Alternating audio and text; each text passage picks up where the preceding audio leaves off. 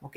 Y también, aunque ya en parte hemos conversado sobre esto, ¿por qué será que algunas de estas entidades, que dice acá bien clarito, congénito, resulta que terminan presentándose a los 40, 50 años y uno dice, ¿pero qué? Debe ser un problema hormonal, debe ser un problema tóxico, y resulta que no encuentran nada, y a la hora de hacer la mutación, si es que se puede, se dan con la sorpresa que tiene una miopatía congénita, no congénita, ¿ok? Entonces, analicen un poquito estos detalles, ¿ok?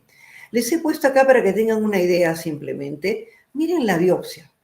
Uno mira la biopsia, una vulgar y sencilla biopsia muscular, y miren ustedes cómo estamos viendo las inclusiones del eje central de la fibra, los cuerpos nemalinos y músculos con el núcleo en el centro, fibras musculares con núcleo central aquí, aquí, aquí, aquí, y así sucesivamente. Porque las fibras musculares tienen los núcleos en la periferia, ¿verdad? Porque si el núcleo estuviera en el centro, ¿cómo se contrae el músculo? ¿Ok? Tendríamos todo un problema, las sarcómeras estarían interrumpidas por núcleos y no podrían contraerse bien. Entonces, la naturaleza sabiamente pone las sarcómeras en el centro y todos los núcleos en la periferia. Aquí hay un problema. ¿Ok? Miren, a la vista nada más, cómo se puede hacer rápidamente un diagnóstico. ¿Ok? Y para que vean qué sucede con la herencia ligada a X, miren este angelito, ¿ok? Este es uno de los niñitos que no patea y que cuando nace tenemos esta circunstancia terrible. Miren la característica del cuerpito, miren la posición. Miren ustedes que hasta el abdomen está no solo plano, sino hacia adentro. Ya está hundido por acá el pobre, ¿ok? Y está intubado, ventilado y está con sonda nasogástrica. O sea, el bebé está en una situación grave, es un varoncito. Y fíjense, X, Y. ¿X y Y tienen los mismos genes? No. Esta es una herencia ligada a X. Y este angelito tiene una forma severa, muy probablemente lo van a perder, ¿no? Es difícil que sobrevivan estos angelitos, ¿ok? Esas eran las miopatías. Al interior de la fibra puede aumentar CPK porque se esfuerzan más, pero no hay grandes aumentos de CPK. Y recuerden que a la hora de nacer pueden parecerse todos y hay que tomar precauciones para vigilar a estos niños que pueden entrar en insuficiencia ventilatoria, pueden aspirarse. ¿Okay? Hablemos del otro término, distrofia. Y aquí está la señora membrana, doble capa lipídica, y aquí tenemos la famosísima distrofina. Para anclar la distrofina contra la membrana se requiere memoria, es decir, recordar toditas estas malditas subunidades, y cada una de ellas tiene su enfermedad. Entonces, los neurogenetistas nos divertimos con estas cosas. Ustedes, por supuesto, sufren, pero nosotros nos divertimos, ¿ok?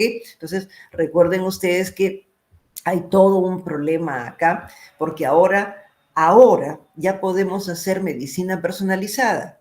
Y si bien no hay un tratamiento para todo, yo puedo orientar a la familia que tiene una mutación en un destroglicano alfa, por ejemplo, decirle, va a suceder tal cosa, el pronóstico, cuídense de tal otra, por lo menos podemos orientar mucho mejor a las familias, ¿ok?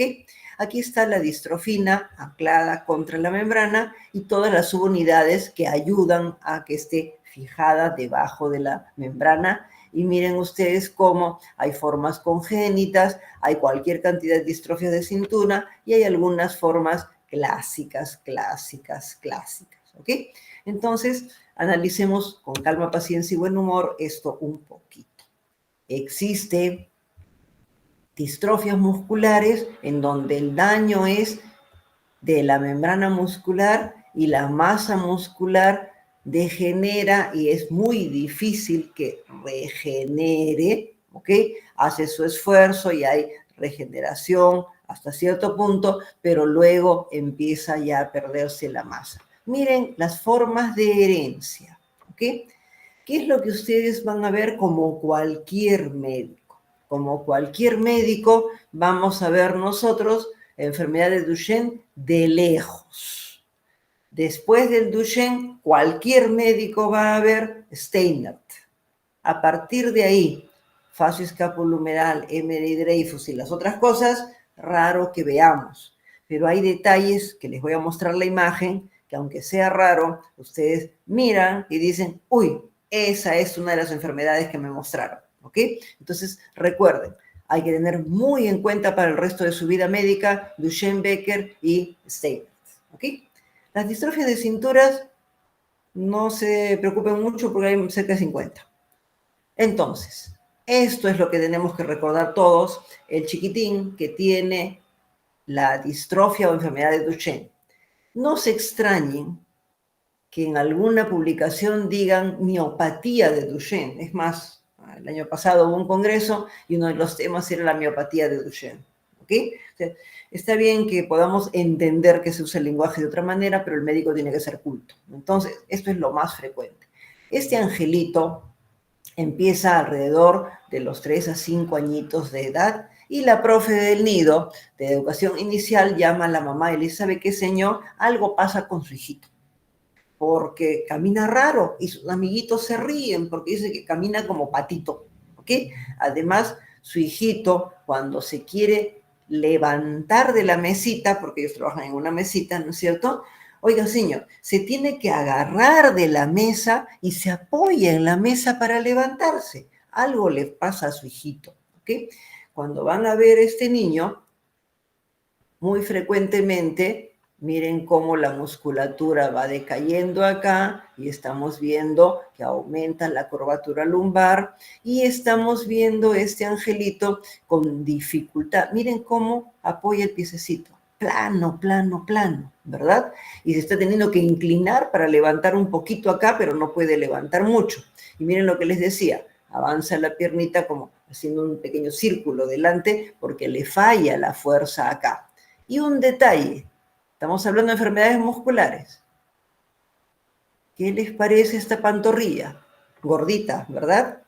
Recuerden ese detalle bomba. Hay que siempre en músculo miren la pantorrilla para ver si hay o no hay hipertrofia de gemelos. Las hipertrofias de gemelos tienen que ver con la enfermedad de Duchenne y las enfermedades que tienen que ver con el componente de la proteína distrofina, ¿ok? Donde hay una mutación de la distrofina, del tipo que sea, frecuentemente hay hipertrofia de las pantorrillas. Y en realidad es una pseudohipertrofia. La pantorrilla no tiene fuerza. Hay infiltración de grasa, hay grasa al interior y es distintivo de este tipo de cuadros. Otro detalle importante es que el chiquitín a los 5 añitos empieza a hacer la enfermedad va avanzando, a los 10 añitos es muy frecuente que deje de caminar y a los 18 años deja de respirar, ya no tiene masa muscular como para respirar, ¿ok? Entonces, cuando lo diagnostican a los 5 años, generalmente tiene 5.000 de CPK. A los 10 años que deja de caminar ya está en 10.000. Y a los 18 años que lo perdemos, si no le colocan ventilación asistida, ya no tiene CPK. Entonces, primera pregunta, ¿por qué será que aumenta tanto CPK? Y ya saben la respuesta, ¿verdad? Y segundo asunto interesante, ¿por qué desaparece CPK luego de los 10 años? Baja, baja, baja, baja, baja, baja y a los 18 años no la encontramos. Se imaginarán que ya no hay músculo, ¿verdad? Y si no hay músculo, no hay CPK. Otro detalle importante es cuando hay problema muscular, no se olviden, el corazón es un músculo, diferente pero músculo. Entonces, cuando alguien tiene enfermedad muscular, no se mueve mucho y no tiene síntomas, pero el corazón se va dilatando y a la larga es la principal causa de muerte. Así es que ojo mirando el corazón, ¿ok? Aquí tienen dos imágenes interesantes de la enfermedad de Duchenne. Miren este niño, les digo, el chiquito, cuando se quiere parar de la mesita, señora, se apoya sus manitos, se tira para adelante casi sobre la mesa su hijito y ¡bum! Se impulsa para arriba con los bracitos, ¿verdad? Miren el niño. Signo de Gowers. Para pararse tiene que se apoya en los tobillitos, se apoya en las rodillitas, se apoya en los muslitos y se tira para arriba. ¿Ok? Trepa sobre sí mismo para poder incorporarse. Y miren el estado de este jovencito. Esta foto corresponde en realidad a una publicación clásica muy antigua, el libro de Dubowitz, y tiene imágenes de todas las miopatías habidas y por haber conocidas en la época, pues es antiguo. Esto casi ya no lo vemos. Miren este angelito y a la edad que tiene, cómo ha avanzado la distrofia. Se dan cuenta que no tiene paraespinales, no tiene la musculatura que sostiene el omóplato en su lugar y parece daño del nervio espinal, no escápula alada. Y creo que podríamos hacer anatomía del húmero con este pobre bracito, ¿verdad? Miren la retracción tendinosa y le han tenido que construir un soporte no para enderezar la columna, porque ya no va a haber forma, sino simplemente para mantenerla en posición, ¿verdad? Miren cómo los muslos atrofiados han juntado las rodillas y las rodillas se rozan, le salen escaras. Miren aquí, no hay músculo y los tendones han llevado a las piernas a esta posición. Manito en garra, piececitos para adentro, todos torcidos. Este angelito tiene una serie de deformaciones y retracciones. Eso ya no nos pasa, se supone, porque los niños con Duchenne reciben terapia intensiva para que no se deformen. ¿Cómo ventila este pulmón? Acá se acumula todo y hace neumonía, causa de muerte, ¿ok? Entonces recuerden estas imágenes. ¿Por qué dicen Duchenne-Becker? Porque Becker es una mutación en el gen de la distrofina en otro sitio. Y hay alguito de distrofina. Entonces, miren este joven, a la edad que tiene, miren la diferencia, tiene problemas, ¿verdad? Miren una excelente pseudohipertrofia de gemelos, ya si ahí no se dan cuenta, quiere decir que necesitan correctores, ¿verdad? Y les digo, la miopatía es proximal, ¿se dan cuenta? Que los muslos están mucho más atrofiados, es más, hay un espacio. Normalmente cuando miramos una persona parada en ropa interior, los muslos se encuentran, pero acá están rectos porque hay atrofia proximal, ¿ok? Y él se puede parar y más o menos algo hay de escápula alada, pero nada que ver con el otro paciente. Sobreviven muchas décadas porque se produce distrofina en parte. Y esto nos lleva a un concepto que todos deben recordar porque se aplica a la genética de cualquier enfermedad, la heterogeneidad genética. Es decir, un mismo gen y yo puedo tener mutaciones en diferentes lugares del gen o puedo tener en el mismo sitio pero diferente tipo de mutación y me dan diferentes enfermedades. En realidad, el gen de la distrofina puede dar atrofia selectiva del cuádriceps y nada más, ninguna otra cosa se afecta, y puede dar mioglobinuria nocturna paroxística. Miren ustedes todo lo que puede hacer un gen tan grande como el gen de la distrofina. Entonces, la mayor parte de casos son Duchenne y algunos casos son Becker, ¿ok? Y tienen una sobrevida mucho más larga. Okay, perdón. Este es un heredograma clásico de la herencia ligada a X recesiva, porque la mamá tiene un X recesivo y otro X normal que trabaja y compensa, y ella solo es portadora. La señora que tiene X con mutación, X sano, le pasó el X sano a esta hija, el papá le pasó el otro X y hay una mujercita.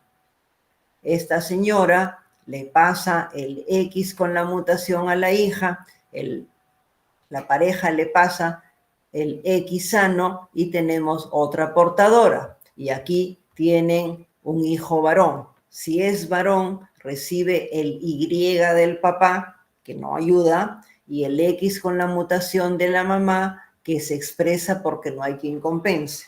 Y miren ustedes, en cada generación vamos encontrando varones afectados que están vinculados por madres portadoras, ¿verdad?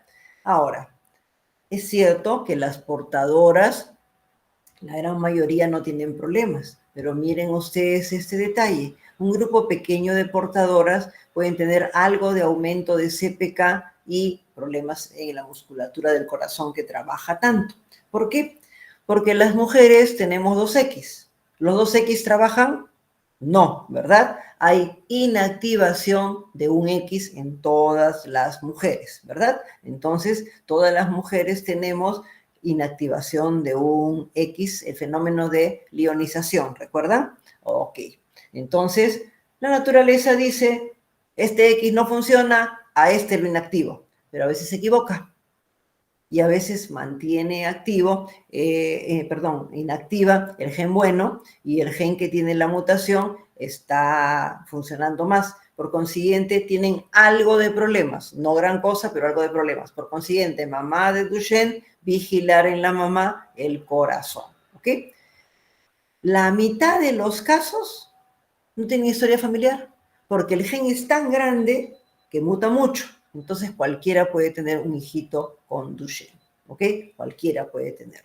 Miren ustedes cómo la distrofina es una proteína, es como un arquito que se pega debajo de la membrana para que la membrana no se rompa. Entonces, cuando se pliega la membrana en una contracción, todo bien, y cuando se estira la membrana, se estira, la distrofina evita que se rompa. Miren qué bonita la tinción para distrofina. Miren ustedes la persona con Duchenne. Onsta, la distrofina, no está, queridos amigos, ¿ok? Y aquí tenemos a una señora portadora de Duchenne de las que tienen inactivación del X que no debiera. Y miren ustedes cómo fabrican alguito de distrofina. Y la portadora de Duchenne así puede vivir tranquila. Algunas dificultades, si se descuida, puede tener, y si se le ocurre correr una maratón, puede tener dificultad, pero va a tener una sobrevida generalmente adecuada. Entonces recuerden, niño con Duchenne, como no sabemos si la mamá tiene o no tiene el problema, por favor no se olviden de dar el consejo a la madre de vigilar la parte cardiovascular y no hacer ejercicios que sean extenuantes, ¿ok? Cuando hablamos de tratamiento, todas estas cositas ya se imaginarán ustedes de rigor. Todo lo que es intervención para mejorar el desarrollo muscular, de rigor. Ahora hay un mecanismo para tratar a los niños con Duchenne con esteroides que mantiene el músculo más tiempo. Resulta que cuando se rompe las membranas y todo se sale, se inflama. Y cuando uno mira la biopsia de los niñitos, aparte que les falta distrofina, hay un montón de linfocitos ahí comiéndose todo. Y también producen más daño. Entonces, hay formas especiales de administrar los corticoides para que la musculatura no tenga tanta destrucción, ¿ok? Y luego viene acá, no tienen que saberse, esto es para que tengan cultura médica, es decir, hay una serie de mecanismos que tratan de encontrarse a través de medicamentos complicados, por ejemplo, la fibrinolisis, por ejemplo, la regeneración del músculo, ¿ok? Por ejemplo, factores de crecimiento del músculo que están en la parte, por supuesto, de trabajos de investigación en algunos lugares del mundo. Sin embargo, esto es parte del gen de la distrofina, ¿ok? Y acá estamos teniendo una pérdida de todo este componente de exón. La distrofina es un gen con 1 kilo de exones, es muy largo. Y aquí se han perdido 49, 50, no hay. Por consiguiente, se va a fabricar una distrofina a la que le falta una parte y no funciona bien. ¿Ok? Esa es una de las posibles causas del problema. Entonces, emplean a alguno de estos que están acá para selectivamente el axón. El producto cubre, se pega, cubre, se pega, viene la polimerasa y plin, se salta para acá y fabrica una distrofina. No será muy cristiana esa distrofina, pero funciona. ¿Sí? O sea, las proteínas a las que le falta un pedacito pueden funcionar. Todo depende de dónde esté el pedacito, ¿verdad? Por ejemplo, si es el pedacito que une la distrofina a la membrana, ya fuimos. Ahí no podemos hacer un salto, ¿ok? Pero si es parte de la estructura, este salto hace que la persona evolucione totalmente diferente, casi normal. Por supuesto, tiene que encontrarse específicamente la mutación, es caro, y la mayor parte de los pacientes en realidad no están en este tipo de pérdida, ¿ok? El reemplazo del gen es lo que se está estudiando porque la gran mayoría tiene un gen que introduce un codón de alto, chicos.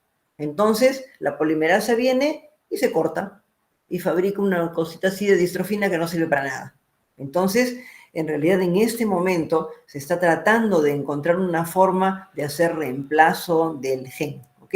Esto es bien específico para algunos pacientes y puede llegar a costar no sé cuántos, cerca de $100,000 mensuales, los más caros, ¿no? Entonces, tengan una idea de lo que significa esto. Primero, que hay que hacer el diagnóstico, y segundo, es caro. Y segundo, que hay que pagar este tipo de cosas y es prácticamente permanente este tipo de tratamiento. Entonces, es carísimo realmente, pero restaura la vida normal de la persona. Eso es para que tengan una idea de en qué andamos, ¿ok? Vamos al segundo tipo de distrofia. El primero lo van a encontrar cuando ven niños y cuando ya han evolucionado como jóvenes, pero lo tuvieron de niños. Pero cualquiera de nosotros puede tener contacto con un paciente con distrofia miotónica de Steiner. Entonces, cuando ustedes les dicen enfermedad muscular clásica, ustedes dicen Duchenne. Y cuando ustedes les dicen, y a ver, una enfermedad muscular que medio rara, que no parezca realmente solo una enfermedad muscular, ustedes dicen Steinert, de frente. Es la distrofia miotónica de tipo 1, ¿ok? Tiende a iniciar en la infancia, más frecuente Duchenne, segundo Steinert. Y cuando ustedes ven un adulto que les dice, pero yo he crecido muy bien, doctor, no he tenido ningún problema, yo corría, jugaba mi fútbol, jugaba vóley, nadaba, no pasaba nada, y mire, ahora mis músculos me molestan. De las enfermedades musculares que inician en la edad adulto, esta sería la primera, ¿ok? Entonces, en niños, primero vamos a tener Duchenne y luego Steiner, y en adultos, primero Steiner, ¿ok? Y es tremendamente frecuente, ¿ok? Lo que vamos a encontrar es una enfermedad muscular bien peculiar. Miren la cara de este joven, larga. ¿Por qué? Porque tiene atrofia de macetero acá, y se le cae la mandíbula, y tiene atrofia de los músculos temporales, y la cara se ve larga. Además, va a tener frente amplia, porque tienen calvicie, a esa edad que lo están viendo ya está empezando la calvicie este joven, ¿ok? Además, miren ustedes la tosis palpebral. Las enfermedades musculares, la mayoría no da tosis. Voy a retroceder, retrocedo. Ahí. Me temo que le puse la imagen, no debido ponerle, el libro original no tenía, le protegí el rostro. Ahí se ve el rostro del joven sin tosis, de repente el que es adulto. Miren ustedes, su rostro está impecable, ¿verdad? Y en realidad, si vieran el otro jovencito, también tendría el rostro impecable. Ahora que haga el PDF, le voy a sacar la marquita, porque no está tampoco en el libro, en esa época no se acostumbraba, ¿ok? Entonces, miren ustedes la tosis palpebral, enfermedad muscular con tosis palpebral, y ustedes dicen, como Paporreta hay que saberlo, hasta en fase REM uno dice, enfermedad de Steinert, miopatías mitocondriales, algunas enfermedades musculares raras y la miastenia, no hay más, absolutamente nada más, ¿ok? Entonces, es raro encontrar esto, siempre miren, recuerden este rostro. Y miren la debilidad. Cierre fuerte los ojos. Uno cierra fuerte los ojos, no hay pestañas. Miren cómo se ven las pestañas. ¿Ok? Y la boquita entreabierta, porque los músculos redondos hacen miotonía y se va para afuera el labio. ¿Ok? Es más, saca la lengua y miren la contracción de la lengua. Activa el músculo y se contrae fuera de lo normal. ¿Ok? ¿ok? Estos pacientes van a tener atrofia facial, tienen debilidad muscular distal. Es una recontraexcepción. Ptosis palpebral, debilidad distal, es una recontraexcepción. Y lo característico de estos pacientes es la miotonía. Les cuento una tomadura de pelo que yo le hago siempre a los residentes. ¿Sí? Entonces, está viniendo un paciente y camina con marcha equina, viene por la bajada hacia neurogenética y camina con los piececitos que se le caen, la puntita, ¿no es cierto? Y yo le digo al residente, doctor, mire por la ventana, diagnóstico. Miran, y como nosotros trabajamos con Charcot-Marie-Tooth, la neuropatía hereditaria, y caminan así, ¿ok? Mira la marcha y me dice, neuropatía de Charcot-Marie-Tooth. Ok, doctor, le digo, a ver, mírale la cara, ese rostro que estamos viendo. El residente le mira el rostro al paciente y ahí nomás quedó y me dice, uy, es Steiner. Sí, pues doctor, le digo, es una enfermedad muscular distal, no se olvide. Entonces, los médicos miramos lo que nos jale el ojo. De inmediato miramos los pies por la forma de caminar, pero no nos olvidemos, el médico inteligente, por si acaso mira el resto, para no equivocarse, ¿verdad? No nos dejemos llevar por una sola cosa. Entonces recuerden esta gran diferencia, ¿ok? ¿Qué hay en esta enfermedad? Hay varias, esta enfermedad es modelo de las nuevas cosas en genética. ¿Por qué? Porque tiene una secuencia repetida, un triplete, que se encuentra en el gen de la miotonin quinasa, ¿ok? Este gen de la miotonin quinasa tiene este triplete y de generación en generación crece, crece, crece, crece. De tal manera que el abuelito con distrofia miotónica de Steinert tuvo algo de problemas musculares y se le caían un poco los párpados a los 60 y tantos. Dijeron, qué raro, miastenia tan tarde, ¿no es cierto? Y los hijos del abuelo, la siguiente generación, empieza la enfermedad, 50 años, 40 años, ya tienen un rostro un poco parecido, ya tienen más problemas musculares, les duelen mucho los músculos, se les contrae. La siguiente generación, 20, 30 años, y tienen una enfermedad como el paciente que venía caminando que se nota al tiro, ¿ok? Y la siguiente generación, el angelito con esta carita y con debilidades de la infancia, inclusive congénita. Entonces, la secuencia repetida de este tamaño en el abuelo, de este tamaño en el padre, de este tamaño en el hijo y de este tamaño en el nieto, ¿ok? Entonces, recuerden que hay una tremenda expansión de generación en generación. E inclusive, miren, esta señora casi no se nota, ¿verdad? Y miren su hijita. Ella tiene el cuadro clínico muy discreto, pero lo tiene. Pero miren cómo de pronto creció la secuencia. Esta jovencita tiene ya una secuencia un poco más grande y miren su hijita. Amplificación mayor a través de la herencia materna. ¿Ok? No es lo mismo heredar un gen del padre que heredarlo de la madre. Y en el caso específico de Steiner, cuando se hereda el gen muy grande de la madre, tiende a crecer hasta dar inclusive formas congénitas, ¿ok? Entonces, esta enfermedad, ¿qué edad comienza? Miren el triplete. Y según el triplete, uno va a saber. Además, si uno encuentra una criaturita así, uno tiene que buscarla en la madre porque más que seguro tiene problemas, ¿ok? Estas personas tienen miotonía característico. Traducido al castellano, yo percuto la eminencia hipotenar y ¡prum! Se contrae. Le digo a la persona, haga puño. Muy bien hace puño. Suelte. Ay, para soltar y la mano le queda medio contraída y el pobrecito tiene que estirarse los dedos con la otra mano. ¿Se imaginan viajar en micro con Steinert? Me agarro del tubo, quiero soltarme y tengo que jalar y la mano me queda así. Y peor todavía si a la hora de bajar me dicen pierna derecha, ¿no es cierto? Se me queda la pierna contraída y no puedo ni bajar y me caigo, ¿ok? Entonces es fastidioso. A ver, engrampen con Steinert.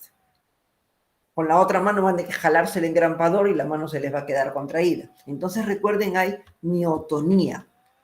Y estas enfermedades con secuencia repetida tienen como característica un problema serio. Más bien pregúntenme qué no tienen.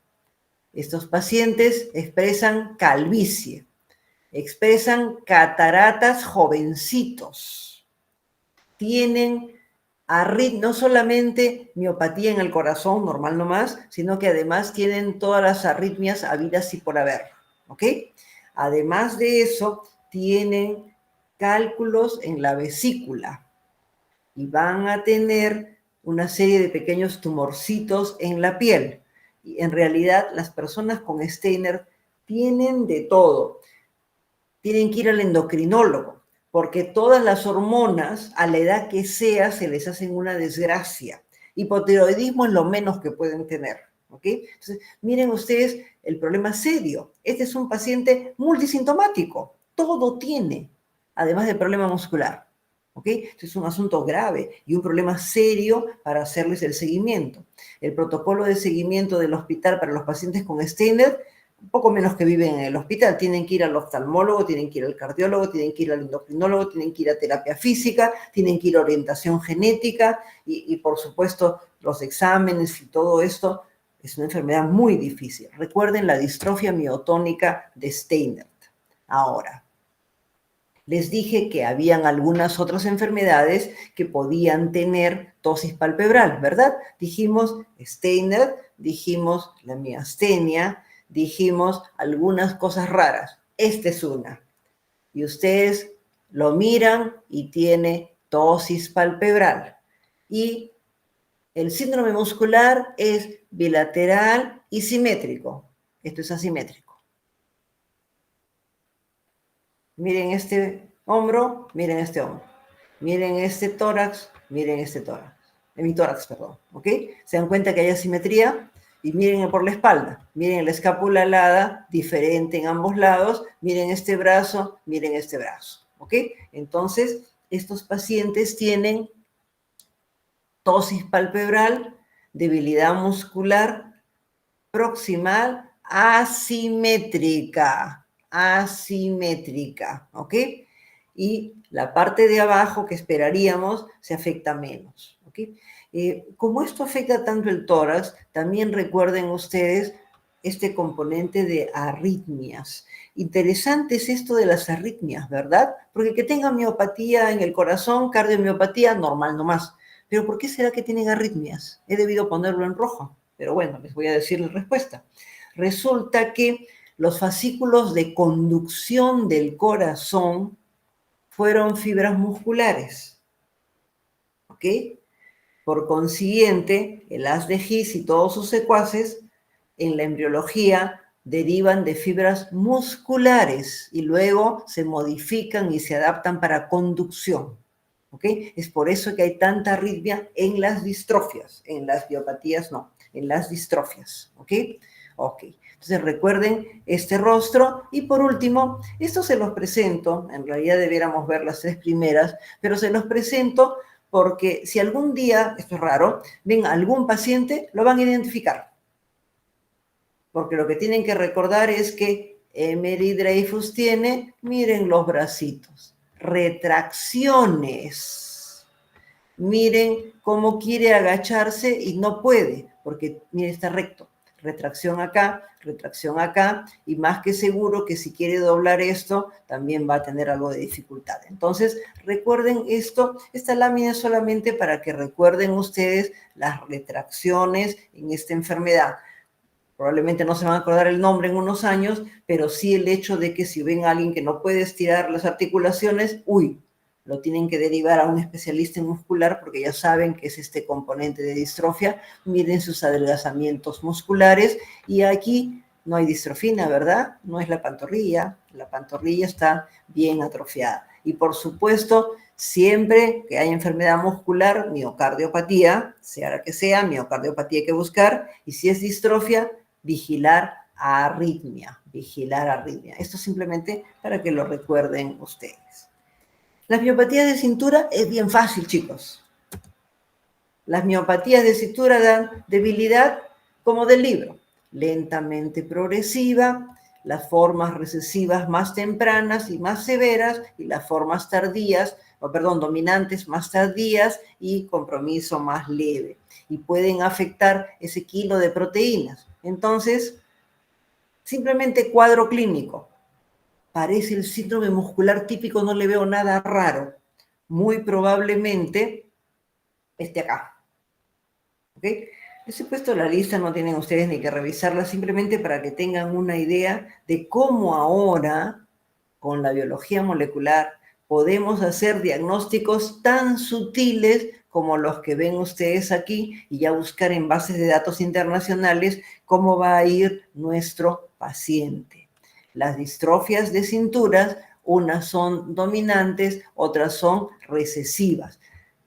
¿Se imaginan que ustedes van a memorizar 24 miopatías de cinturas? Ni yo, olvídense, ni hablar. Para eso uno tiene las bases de datos. Por eso les digo, ahora tenemos que saber pensar, reflexionar y decidir, porque la información la vemos en el celular, en la base de datos.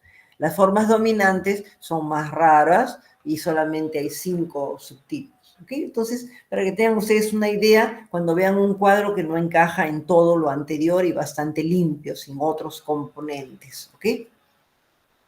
Dejamos las distrofias de cinturas y unas palabritas sobre las enfermedades mitocondriales. Las queridas mitocondrias son las que participan en el metabolismo aeróbico. ¿Y cuáles son los principales tejidos que consumen más?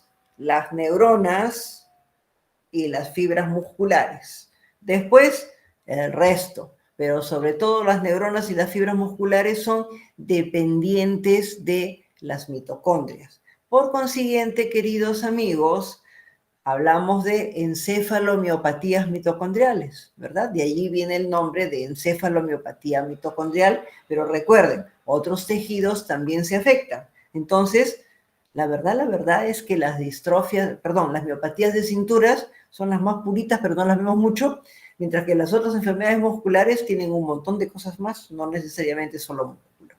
El ADN mitocondrial mal ubicado. ¿Por qué? Porque es un ADN en una zona con cualquier cantidad de reacciones, ¿verdad? Y de oxidación. En cambio, el ADN nuclear, el núcleo es tranquilo, feliz y bien protegido. El ADN mitocondrial es un ADN que proviene de bacterias que luego entraron a nuestro organismo y vivimos en una especie de simbiosis muy importante, ¿verdad? Porque en realidad la mitocondria nos ayuda a el metabolismo que es oxidativo, ¿ok? Es un ADN pequeño, circular, como la de las bacterias, no tiene ninguna chaperona y es cortito. En realidad, la mitocondria tenía 5.000 genes cuando era una bacteria, ¿ok? 5.000. Se metió a la célula y la célula humana pudo sobrevivir porque metabolizó el oxígeno, que era muy tóxico. Entonces ahí hicieron negociación. Entonces la mitocondria le dijo al núcleo, mira, compadrito, yo te voy a hacer aquí el trabajo, tú me tienes que ayudar. Entonces, de los 5.000, le pasó 1.500 genes que se fueron al ADN nuclear. Lógicamente, la mitocondria era buena negociadora, se quedó con 37 genes, los más importantes, para controlar las cosas, y se deshizo de los 3.500 porque no le interesa, está viviendo dentro de nosotros, está tranquila y nosotros también estamos contentos con ella, ¿no es cierto? Entonces, tenemos ADN nuclear y ADN mitocondrial, ¿ok? De tal manera que la mayor parte de los problemas de este tipo están en el ADN mitocondrial y en el ADN nuclear hay menos. Y ahí ya fuimos, porque hay enfermedades mitocondriales con herencia dominante, con herencia recesiva y con herencia mitocondrial. Entonces, échenle la culpa a la mitocondria cuando hayan preguntas de exámenes de este tipo, ¿ok? ¿Cómo sé yo que hay un problema mitocondrial? ¿Ok? Para empezar, puede haber dominante o recesivo, pero las verdaderas enfermedades mitocondriales son de herencia materna. Traducido al castellano, el óvulo tiene mitocondrias, el espermatozoide también. ¿Dónde están las mitocondrias del espermatozoide? ¿Recuerdan? En el cuello. Y a la hora de la fecundación entra la cabeza del espermatozoide con el ADN nuclear, el cuello y la cola se quedan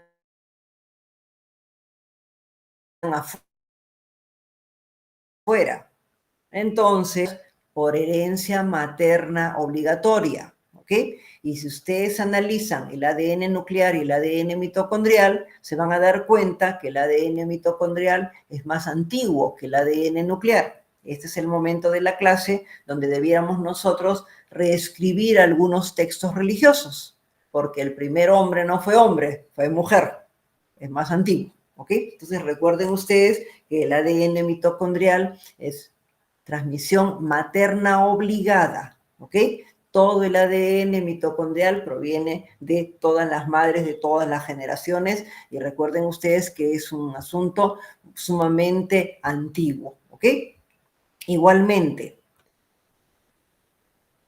cuando se divide el núcleo, mita exacto, no hay lugar a discusión. Acá y acá está todo. Pero las mitocondrias no.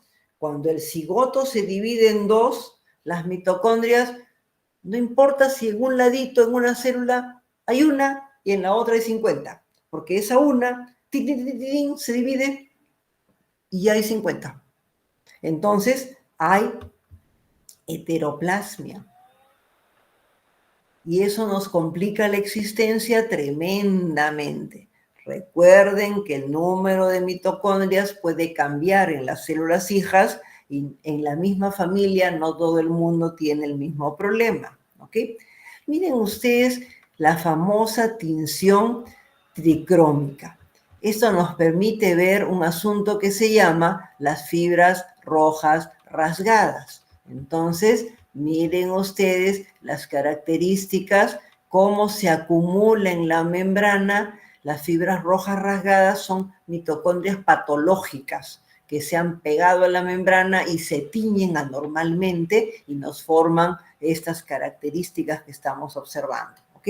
Recuerden ustedes, las mitocondrias patológicas forman las fibras rojas rasgadas, típico de las biopsias con las enfermedades mitocondriales.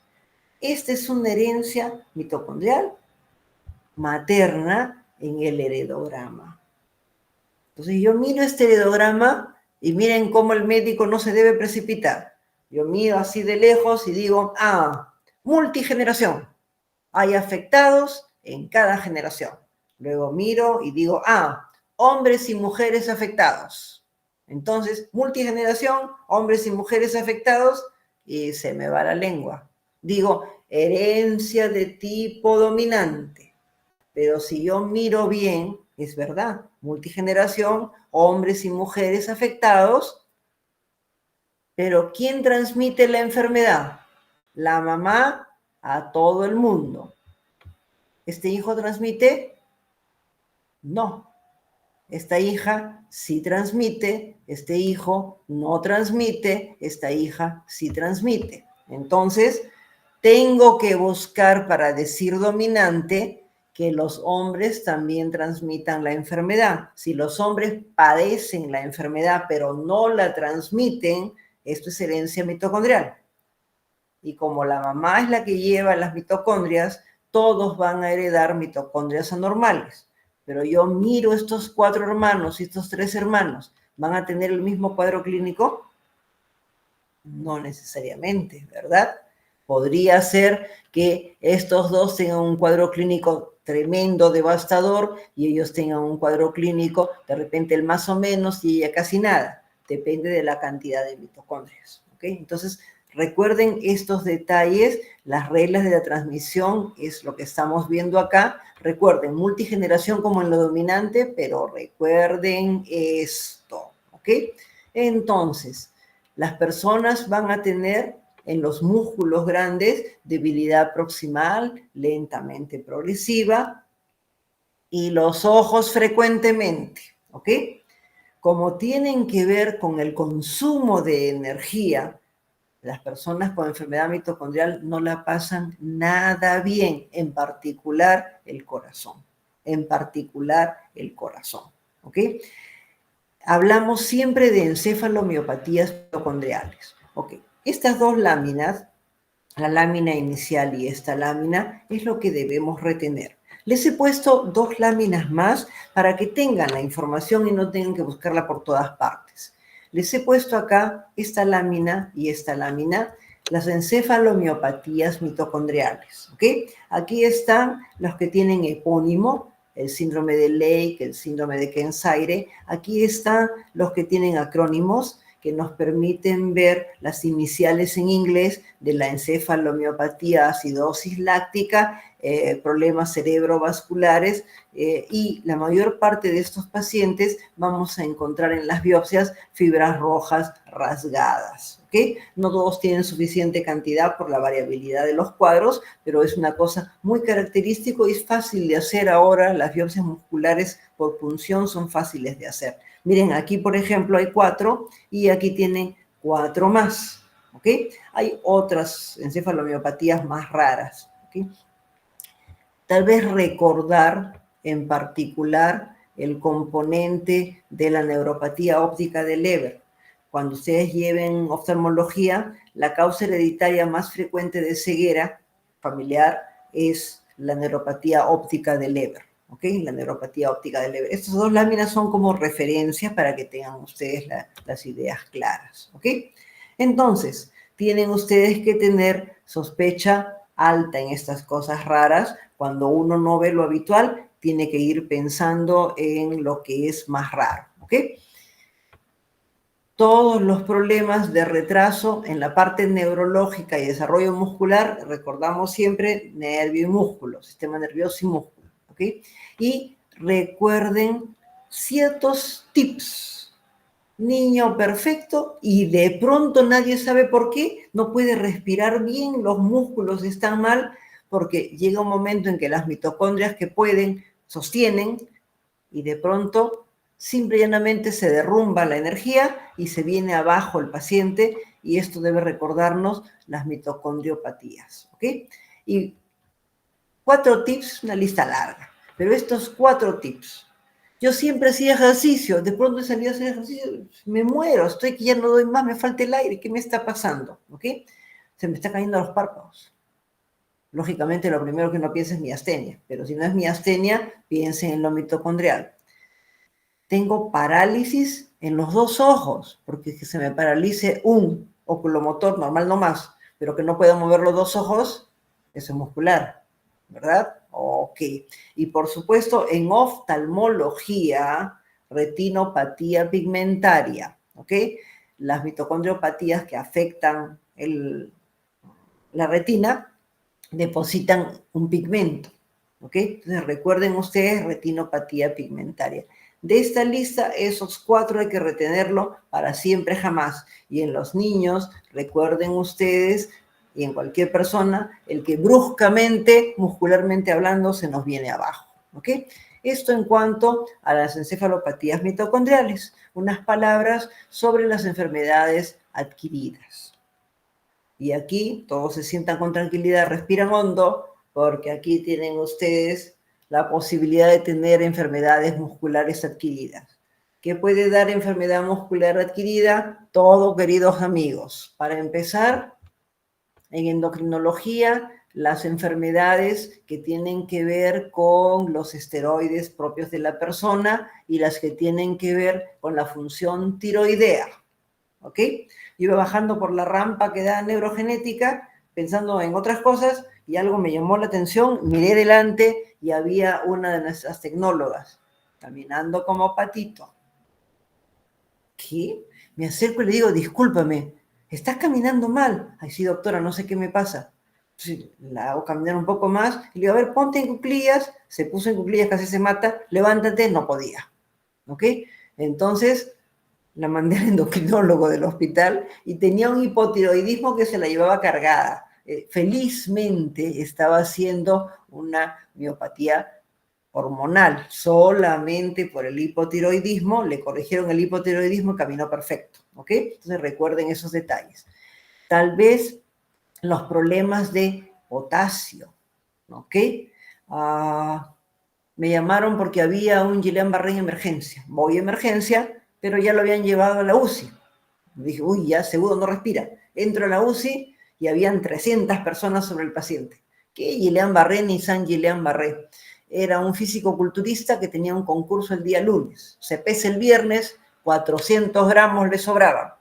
Entonces, en lugar de, como quien dice, suturarse la apertura bucal durante 2 días, se le ocurre la mamá a la mesa de noche, saca la furosemida y ya se imaginan lo que sigue.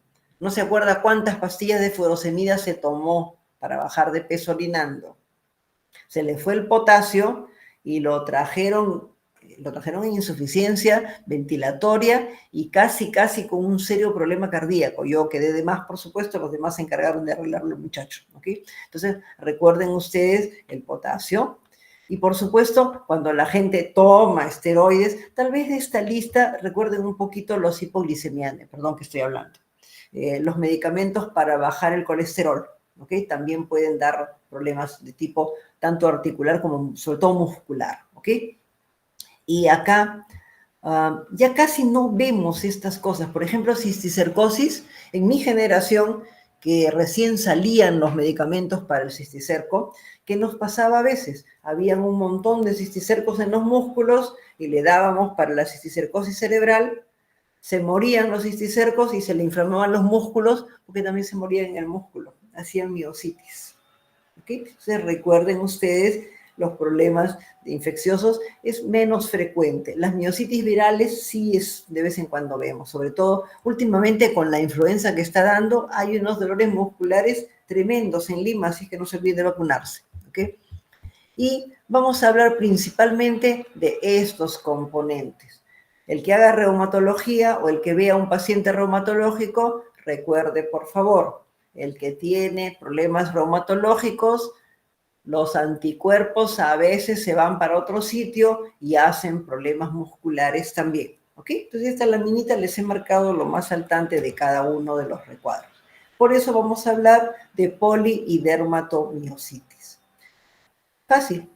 Mio, músculo, bilateral, simétrico, proximal. Itis, duele. Por consiguiente, ya saben cómo es el cuadro clínico, ¿verdad? Ok.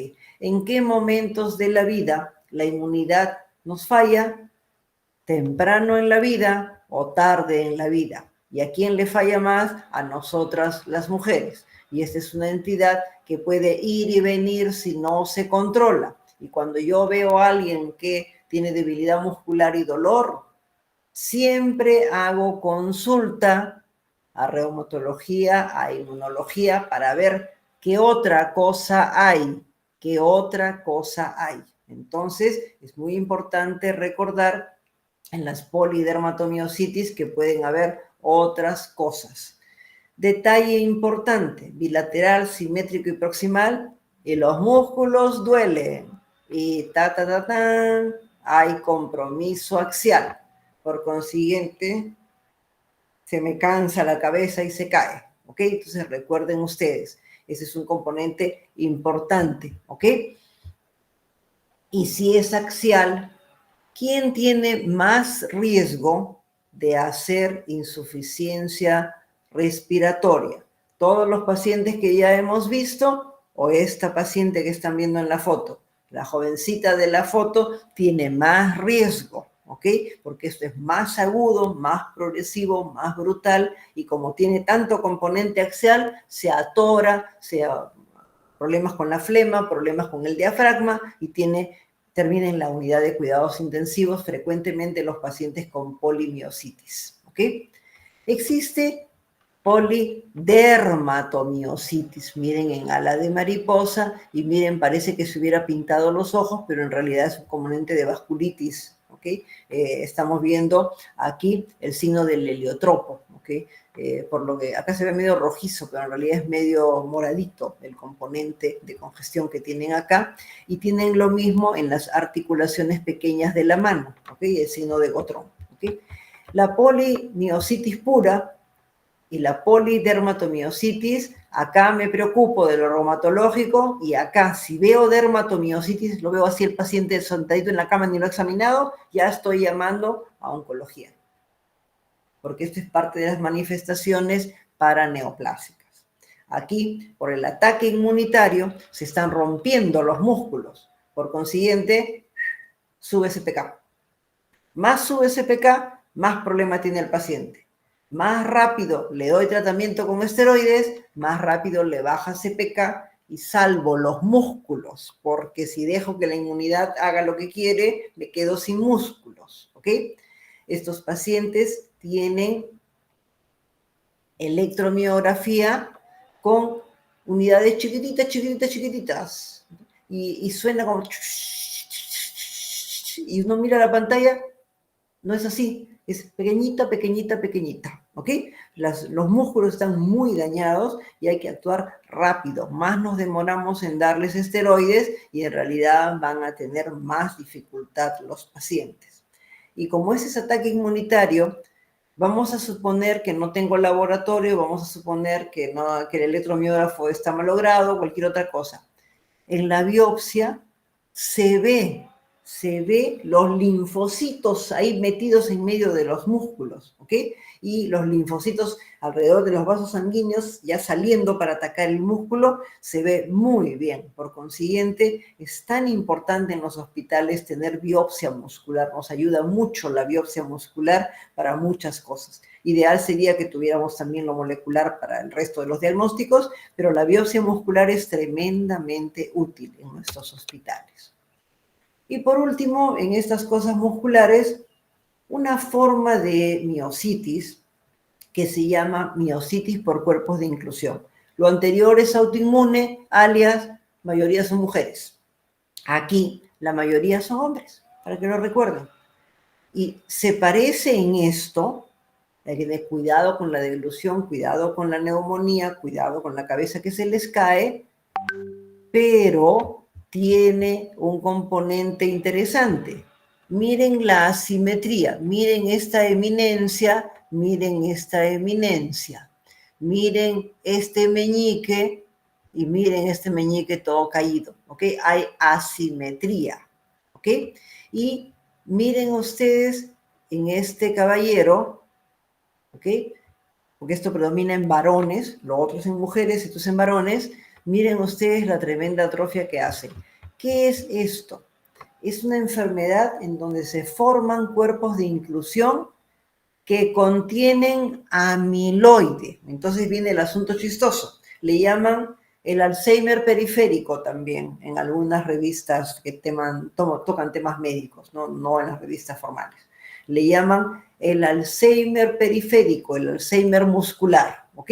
¿Por qué? Porque se deposita amiloide en los músculos. Esta es una enfermedad mala, mala, mala. Hay mucho ataque inmunitario por este depósito anormal y esto hace que sea larga la enfermedad, empeora, baja la inmunidad espontáneamente, está bien, vuelve a empeorar y es la de nunca acabar, ¿ok? Entonces, recuerden ustedes que aquí hay muchas cosas raras en estas miositis por cuerpos de inclusión en varones y tiende a ser un problema fluctuante, va fluctuando, fluctuando, fluctuando, ¿ok? En algunos casos, aquí también como hay un componente disinmunitario, puede haber algo de patología de tipo reumatológico, siempre en los pacientes con inflamación muscular hay que buscar otras cosas. Hemos visto una serie de cosas que tienen que ver con ataque inmunitario y demás. Les mencioné esto del potasio, ¿ok? Entonces, recuerden algunas cosas vinculadas con el potasio. El potasio para abajo, el potasio para arriba nos va a dar problemas. Por ejemplo, el chico de la hipocalemia fue por el componente de, ¿dónde está? Diuréticos. Bueno, no lo he puesto acá. Recuerden ustedes este tipo de cuadros que van a tener los pacientes que van a utilizar algo que les baja el potasio o algo que les sube el potasio. Es importante recordar estos cuadros de potasio porque son parte de la clínica común y corriente. Esto es raro, ¿ok?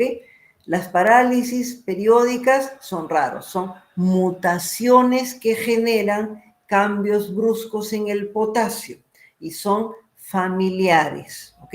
Son personas que por lo demás están normales, hacen ejercicio y cataplum se van al piso. Horas o minutos, muy variable. La persona que hace debilidad episódica podría ser un problema de potasio, pero genético, ¿ok? De potasio, pero genético, ¿ok? Y acá interesante, ¿por qué? Porque si le baja el potasio, yo podría darle al jarabe con potasio. Y si le sube el potasio, yo podría darle glucosa, ¿ok? Pero ustedes se sentirían, queridos amigos, tranquilos con jarabe de potasio, se puede ir al otro lado, ¿verdad? Se sube el potasio demasiado.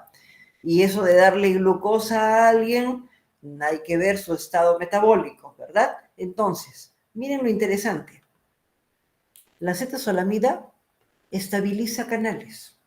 Y yo le puedo dar acetazolamida a una persona que tiene canalopatía para arriba, canalopatía para abajo, estabiliza el canal.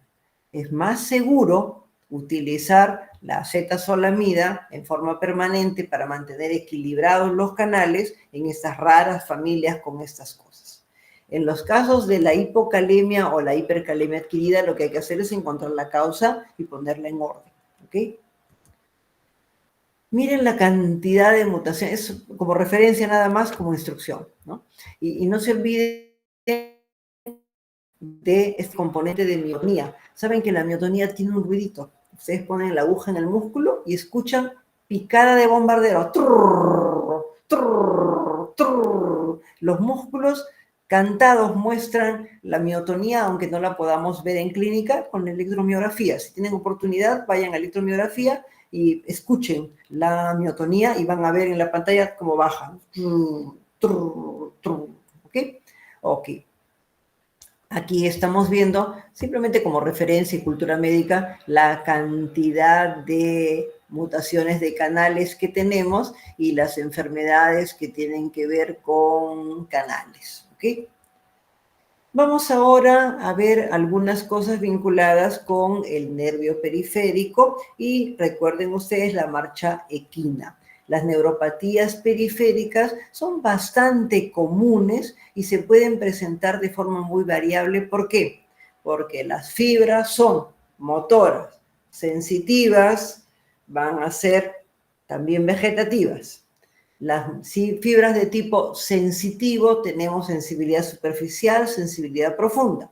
Entonces, las manifestaciones son tremendamente variables. ¿Ok?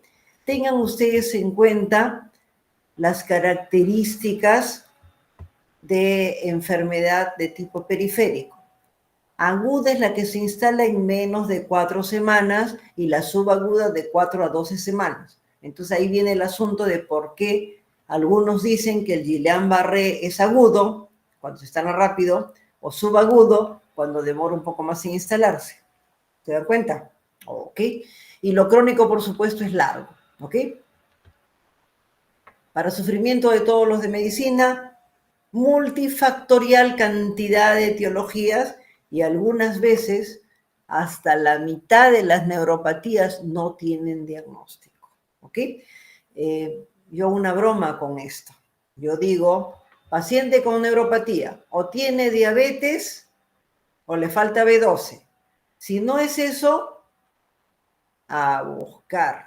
Y agarro mi hoja de laboratorio y empiezo a marcar, y le bromeo al paciente y le digo, vos disculpar, pero no es diabetes, no le falta la B12, medio litro de sangre, querido amigo, para buscar todo esto que he marcado. ¿Ok? Podría afectarse el cuerpo de la neurona, podría afectarse el axón, podría afectarse la cubierta del axón. Entonces, El cuerpo, no vamos a hablar porque eso se ve en enfermedades de motoneurona, pero vamos a hablar de la mielina y el axón. Es fundamental determinar si es mielinizante o axonal y recuerden, por favor, ver el pronóstico de ambos casos. Si yo les dijera, al terminar la clase, escojan una porque obligatoriamente la van a tener, ¿cuál escogerían? ¿Verdad? Entonces, recuerden este detalle, ¿ok? Para que tengan idea de la neurofisiología, como los daños pueden estar en cualquier nivel, demora en manifestarse en la parte periférica. Entonces, los nervios, para evaluar la neuropatía, hay que tener por lo menos 15 a 21 días de evolución. 15 a 21 días de evolución, ¿ok? Muy bien. Yo estimulo acá y registro a nivel de la muñeca. Yo estimulo acá y registro a nivel de, y pongo el otro electrodo a nivel del codo. Entonces, miren ustedes cómo yo voy a tener latencias diferentes, ¿no es cierto? Latencias diferentes. Una latencia que va de la muñeca a la manito y una latencia que va del codo hasta la manito, ¿ok? Para ver la velocidad de conducción. Tengo un tiempo de latencia y voy a tener también una amplitud. Miren lo que ha pasado acá. Miren cómo se demora y miren cómo ¡brum!, se demora hasta acá. Ha disminuido la velocidad. Aquí lo que ha disminuido es la amplitud. Lo desmielinizante disminuye velocidad y lo axonal disminuye la amplitud, ¿ok? Entonces, eso es fundamental y ustedes se van a encargar de ver cuál de ellos tiene peor pronóstico, ¿ok? Este cuadro que se ve horrible, en realidad es relativamente sencillo. Las neuropatías pueden afectar un solo nervio. Y acá hay tips que ustedes tienen que recordar la imagen visual de lo que vamos a mostrar. Esto es lo que más probablemente nunca vean. ¿Ok? Es más probable que no vean ustedes lo multifocal, porque lo multifocal está dentro de medicina interna y un montón de enfermedades fastidiosas, con excepción de la diabetes que siempre agarra por algún lado. ¿Ok? Pero el resto son enfermedades raras. Y lo más probable es que vean ustedes problemas generalizados del nervio periférico, tanto agudo como crónico, ¿ok? Y tanto axonal como desmielinizante. En realidad, de esta lámina hay que entender que hay lo focal, fácil de identificar, lo multifocal que ven los colegas de medicina interna porque es recontra raro y afecta por diferentes lados un poquito, y nosotros mismos vemos lo generalizado en todas sus variedades, ¿ok? Cuando nosotros vemos la parte clínica, tenemos lo focal, lo multifocal, pero hay un concepto que tienen que tener en cuenta al evaluar lo generalizado. Lo que más vamos a ver es este componente. Es la neuropatía clásica, simétrica y distal. Y afecta más las piernas porque son más largas y están expuestas. Entonces empieza por lo distal porque el extremo está expuesto a lo que quiera que sea que haga daño, ¿ok? En cambio, aquí, esto es menos frecuente felizmente, son neuropatías donde el nervio se afecta en el axón o en su mielina por acá y por allá por diferentes lugares, ¿ok? Esto es lo clásico y lo que más vamos a ver. Y es importante esto porque aquí tenemos que buscar qué es lo que está distorsionando el extremo y esto en realidad procede sobre todo para cosas más estrambóticas, más de difícil manejo, ¿ok? Esto es lo que más vamos a ver de lejos. Aquí está la diabetes, la B12. Miren las marcas, ¿ok? Empieza por las piernas y muchas veces va subiendo la molestia y cuando está llegando por acá ya empieza a tomar las manos. ¿Ok? Empieza por acá, todavía no hay nada en las manos, sube, sube, sube, va llegando por acá y ahí se acuerdan, empieza las manos, sube, sube, sube y toma la parte respiratoria. Ok. Eso es lo que le llaman en lo sensitivo media y guante y lo que le llaman en lo motor la marchequina. ¿Ok? Entonces, recuerden ustedes, las fibras sensitivas son más sensibles. Tienden a aparecer primero. El paciente con diabetes se queja primero del adormecimiento de los deditos de su pie. ¿Ok? Luego se empieza a quejar de que el piececito le arde. ¿Ok? Y en realidad pasa mucho tiempo, ya empieza a molestarle la fuerza en la pierna y para que tenga adormecimiento en los deditos pasan años inclusive. Entonces recuerden ustedes lo sensitivo, disminución de sensibilidad en media y en guante, adormecimiento clásico, parestesias como hormigueos y dolor, ¿ok? Importante recordar una forma de dolor. ¿Recuerdan la clase anterior? Ardor, quemazón, descarga eléctrica es dolor neuropático, ¿ok? Entonces, el adormecimiento, deditos del pie hasta las rodillas y llega al muslo, empiezan los dedos de la mano. No se olviden que la sensibilidad de postura se puede afectar.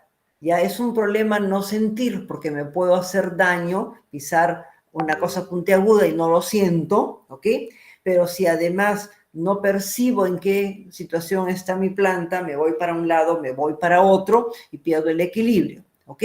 Y no se olviden, si las fibras del dolor se afectan, el dolor neuropático es un problema, ¿ok? El dolor neuropático es un problema, ¿ok? No se olviden, las fibras de dolor son de diferentes tipos y las fibras tipo C me dan el dolor neuropático. En cambio, el componente motor es el más distal también, punta del pie que se cae. Esta es la persona que empieza a hacer caer las puntas del pie, marcha equina, ¿ok? Marcha equina, ¿ok? Esto es para que tengan ustedes una idea de todo lo que puede haber.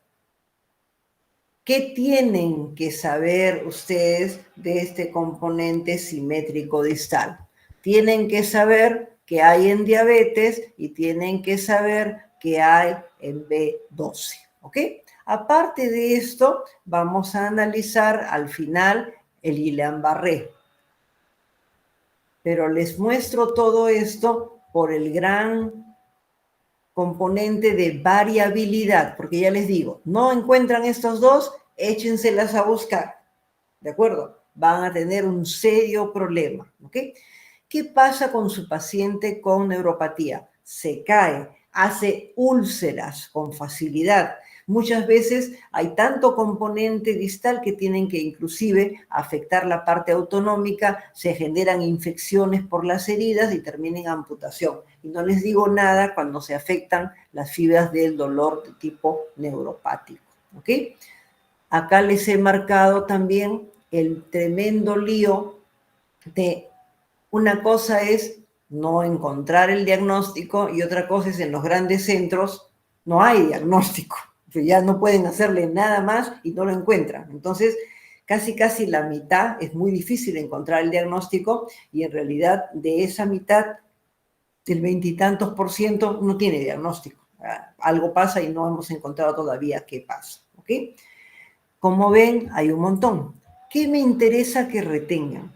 Hay una forma especial de neuropatía, que si su paciente la tiene, ustedes de inmediato dicen, un momentito, le piden, por supuesto, la diabetes, la B12, pero lo mandan a un descarte, si es hombre, si es mujer, de acuerdo al caso, lo envían de inmediato para descarte de un problema neoplásico, ¿ok? Hay un tipo de neuropatía, motora, sensitiva, vegetativa, tienen que encontrar, que determina que siempre que hay una neuropatía del tipo que sea, ya saben, diabetes y B12, pero en ese caso, antes de inclusive ver los resultados, lo están mandando a que le hagan un descarte de algún problema de próstata, algún problema de mama, ¿ok? Entonces recuerden ustedes, hay una forma de neuropatía especial que nos indica alto riesgo de enfermedad de tipo neoplásico, ¿ok?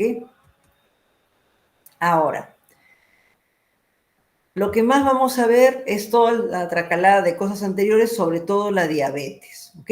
Hay neuropatías de las otras, las que afectan por diferentes lugares y pueden afectar, por ejemplo, por abajo, pueden afectar por arriba. Son neuropatías raras que inclusive dan más problema por arriba, más parece un problema de plexo o de raíces nerviosas, ¿ok? Miren ustedes lo variable, ¿ok? Siempre hablamos en el caso anterior que empieza por acá, pero en este caso, en realidad, puede comenzar por arriba y puede haber un compromiso proximal, inclusive raro, ¿verdad? Parece músculo a veces. Otra cosa rara es asimétrico, o sea, yo veo una neuropatía que no se parece a lo clásico, tengo que pensar en este tipo de problema de ataque por diferentes lugares, ¿ok? Entonces, recuerden por comparación, lo anterior es lo clásico que tengo que recordar en mi mente. Y si no se parece a lo clásico, debe estar en el otro grupo que ataca la patología por todos lados, ¿ok?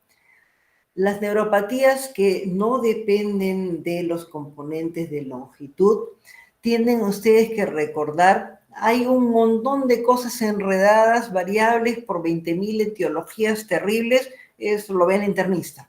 Pero ¿qué tienen ustedes que recordar aquí? Primero que nada, como todo buen peruano, hay que recordar el síndrome de Guillain-Barré y Stroll. Este síndrome hemos tenido 3 brotes, estamos esperando el cuarto. Ya han habido 3 brotes importantes de síndrome de Guillain-Barré. La importancia del Guillain-Barré es que puede ser desmielinizante o axonal, ¿ok? Y uno de ellos es más complicado, ¿ok? Uno de ellos es más complicado. Vamos a ver en unas láminas estos detalles. Hay 2 cosas que se parecen al Guillain-Barré, pero miren, y se los he puesto, habrán visto que se los he puesto en inglés, ¿verdad? ¿Por qué? Porque en la literatura latinoamericana es raro que la gente diga es la polirradiculoneuropatía desmielinizante inflamatoria crónica. Todo el mundo dice es un CIDP, ¿ok? Y acá todo el mundo también dice CIDP, ¿ok? Y es una polineuropatía axonal inflamatoria crónica, es un CAP. CIDP, CAP. Entonces, es la jerga médica para que no, cuando estén haciendo el internado no tengan dificultad. Esa es un poquito la jerga, por eso se lo he puesto en inglés, ¿ok? ¿Qué es esto? Esto es una persona que les dice, 2, 3 meses, doctor, se me adormece la mano, ¿ok? Y no sé, me parece que me falta un poquito la fuerza. Pero está avanzando, no puede caminar. No, es así como el guante, ¿no? Pero no, ahí vas, me fastidia, está despacito, pero me preocupa que vaya a avanzar. Entonces es un asunto crónico, es un asunto motor y sensitivo. El Guillain-Barré es solamente motor. Esto es motor y sensitivo, ¿ok?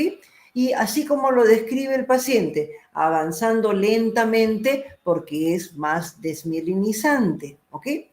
Y este es un problema muy probablemente disinmunitario. ¿Por qué pensamos en eso? Porque estos pacientes los puedo tratar como Guillain-Barré, pero tiene una característica interesante. Le doy corticoides y es la mano de Dios. Doctor, a la semana está llamando, me está bajando, a los 15 días ya no tengo nada. ¿Ok? Entonces, miren lo interesante. Guillain-Barré con esteroides no sirve para nada, no funciona. Aquí, la mano de Dios. ¿Ok? Y en la forma axonal, más fastidiosa, esta es simpática, podríamos decir, porque preocupa al paciente, va avanzando, pero es lento y responde. Esto de acá, más fastidioso. Lentamente empiezan a atrofiarse las manos, ¿ok? Y esto axonal No bueno. Va avanzando, avanzando, avanzando.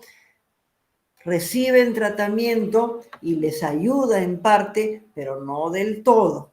Entonces, si yo tengo que solicitar algo al buen Dios, que me toque un paciente con este problema, porque yo quedo muy bien, ¿no es cierto? Porque el paciente va a mejorar. En cambio, este paciente, tengo que darle un tremendo apoyo porque yo sé que puede mejorar con el tratamiento, pero a la larga en realidad no va a responder muy bien, ¿ok? Eso significa que tienen ustedes que retener, en realidad, 6 preguntitas cuando tengan un paciente para ustedes, ya para su manejo clínico, ¿ok? Primero que nada, tienen que preguntarle al paciente qué es lo que está aquí involucrado. Solo es fuerza. Hay un problema sensitivo, sin olvidarme de los dolores raros, ¿ya? Hay un problema vegetativo o está mezclado. Luego tengo que preguntar, ¿dónde molesta más? ¿Aquí o aquí? O hay combinaciones, ¿ok? Cuando tengo componente sensitivo, bien importante pescar lo neuropático, porque se puede tomar el mejor analgésico del mundo y no le va a funcionar bien, ¿ok? Y por otro lado, por el riesgo de caídas, pescar la propiocepción. ¿Cuántas veces se ha caído? Yo no le pregunto al paciente si se ha caído. Yo le pregunto cuántas veces se ha caído, ¿ok? Porque a veces si yo le pregunto si ha caído, no.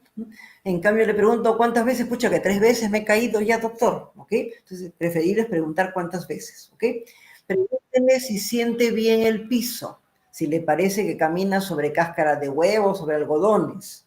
Pregúntenle si apaga la luz, se desequilibra más porque ya no ve, ¿ok? Recuerden ustedes siempre pensar en que la vía sensitiva y la vía motora tiene componentes centrales, ¿verdad? Entonces, de repente si hay algo motor, resulta que hay espasticidad también, ¿verdad? Ok, resulta que si hay algo sensitivo, arriba también está percibiendo mal las cosas, no se ubica en el espacio, confunde la posición de su cuerpo. Por supuesto, el tiempo y la historia familiar. Entonces, si se dan cuenta, estas 3 primeras preguntas son así, las más orientadoras. Esto ya es para aterrizar un poquito más las cosas. Eso es para la parte práctica, para su trabajo cuando hagan internado. Algunas palabras sencillas. Mononeuropatía.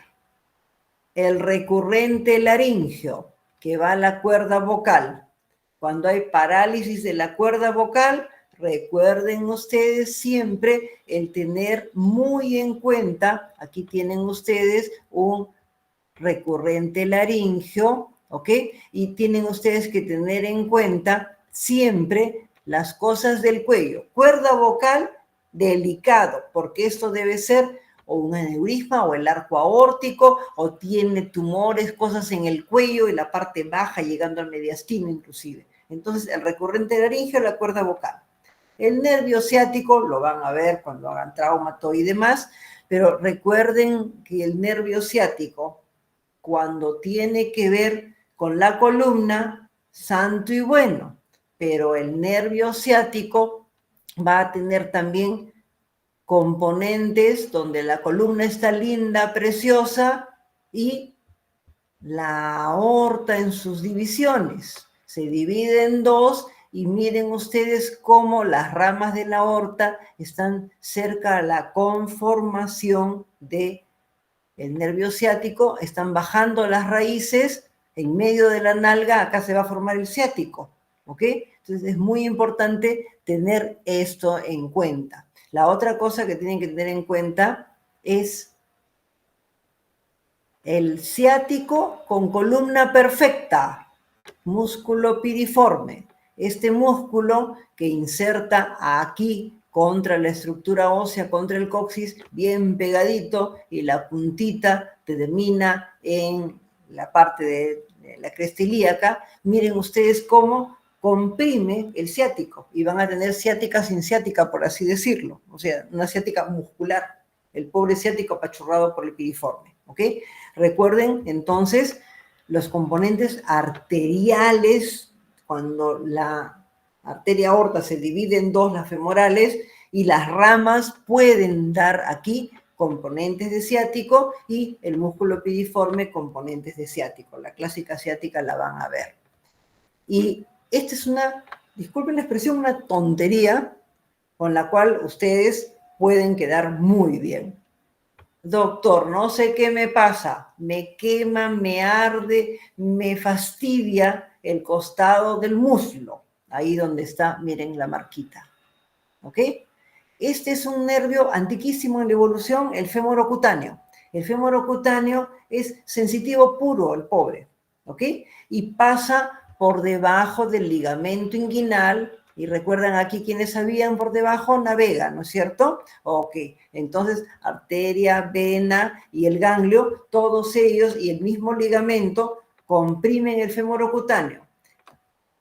El abdomen prominente, las obesidades mórbicas, ¡pum!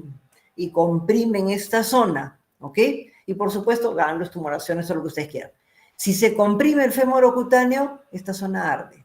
Busquen un diabético y van a encontrar muchos que tienen fémoro cutáneo. Y ponen la mano en el muslo y saltan, ¿no? O le llamaban antiguamente el síndrome de la billetera. O sea, cuando se usaba billetera, los caballeros ponían la billetera en su bolsillo y comprimía esta zona. Aquí sobre esto quedaba la billetera y comprimía la zona, ¿no? Ahora ya nadie usa esas cosas. Recuerden estas tres características que son como tips de las mononeuropatías, y acá viene las manos. Estas tres manos ustedes las tienen que recordar. La mano del predicador. Este es el paciente que comprime el nervio mediano en el túnel del carpo, y si lo dejan avanzar, porque al principio dolorcito que va por el centro, sobre todo en la noche, pero cuando ya toma el músculo abductor corto del pulgar, miren esta atrofia. A ver, hagan pinzas sin abductor corto, ¿verdad? Entonces, el canal del carpo, muy importante porque con los años por artrosis puede comprimirse, porque las personas que manejan taladro y lo manejan así, o sea, los taladros ahora los ponen de tal manera que el obrero tiene que agarrarlo manteniendo la muñeca recta para no traumatizar, ¿ok? Pero desgraciadamente no siempre hay ese tipo de sistemas y es un problema ocupacional, ¿ok? Antiguamente la máquina de escribir, ¿ok? Pendiente, la secretaria ponía las manos así y hacía túnel del carpo. Ahora hay túnel del carpo por el uso del mouse. Por eso el pad tiene una almohadita acá para que ustedes puedan mover correctamente la muñeca. Entonces no le saquen la almohadita, por favor, ya saben para qué es, ¿ok? Y aparte de eso, recuerden que hay túnel del carpo en los que van a controlar gestantes. Gestación da túnel del carpo, parece que hay receptores hormonales en esta zona, ¿ok? Y aparte de eso, túnel del carpo de lejos siempre es más frecuente en las mujeres. ¿Qué pasa cuando un nervio se aplasta y toco el nervio? Lo comprimo. ¿Qué va a pasar? Todo nervio comprimido lo toco y parte una descarga eléctrica, ¿verdad? Donde quiera que esté comprimido. Entonces, recuerden ustedes el signo del Tinel o el signo de Fallen. El signo del Tinel es la compresión y el signo de Fallen es, yo hago así las manos. Ajuste, señor, ajuste sus dos manos. Ya, vamos a esperar un ratito, ¿ok? ¿Y qué va a pasar? Le empieza a molestar los deditos del mediano, ¿ok? Entonces recuerden el Tinel y recuerden el Fallen para esto, ¿ok? El cubital se atrapa, miren el codo, y cuando está entrando a este canal cubital por el flexor del carpo, ¿ok? Aquí es donde se comprime, por este componente ligamentoso. Entonces, vamos a tener el canal cubital, si les gusta el epónimo, porque muchas veces en los exámenes no estoy de acuerdo, pero preguntan por los epónimos, el canal de Guyon, ¿ok? Esto ocurre en la gente que mueve mucho el codo, ¿ok? Generalmente por actividades deportivas, ¿ok? Y el radial, la mano en gota, ¿ok? El canal del radial, su epónimo, Frozen, ¿ok? En la arcada de Frozen, vamos a tener compresión del radial. ¿Cuándo ocurre esto? Antiguamente, cuando la pareja contraía matrimonio y dormían juntos por primera vez, la novia ponía la cabeza sobre el brazo del novio y le comprimía el radial. Resultado final, el síndrome de la noche de bodas. El recién casado se levantaba con la mano en gota, ¿ok? Eso ocurre en la actualidad, eso ya no se da, por supuesto, pero sí tenemos las intoxicaciones alcohólicas. Y en intoxicación alcohólica la gente se tira en la cama y se duerme de cualquier manera y aplasta el canal del radial y se levanta con mano en gota. Es un típico ahí en Negro Oficio. Entra el señor con la mano en gota y la tecnóloga que le dice, ha estado tomando, ¿verdad?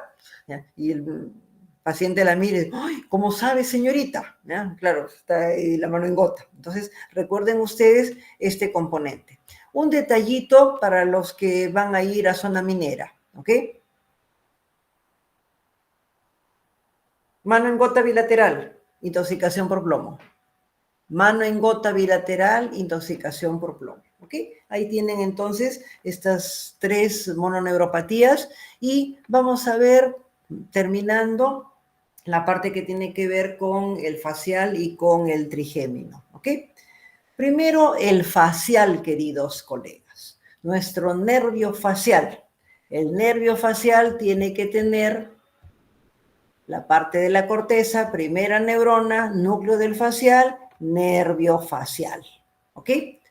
Entonces, nuestro facial se puede afectar en los problemas cerebrovasculares acá y en lo que nos interesa en este momento, en la parte periférica, a nivel del conducto auditivo, el agujero estilomastoideo. ¿Ok?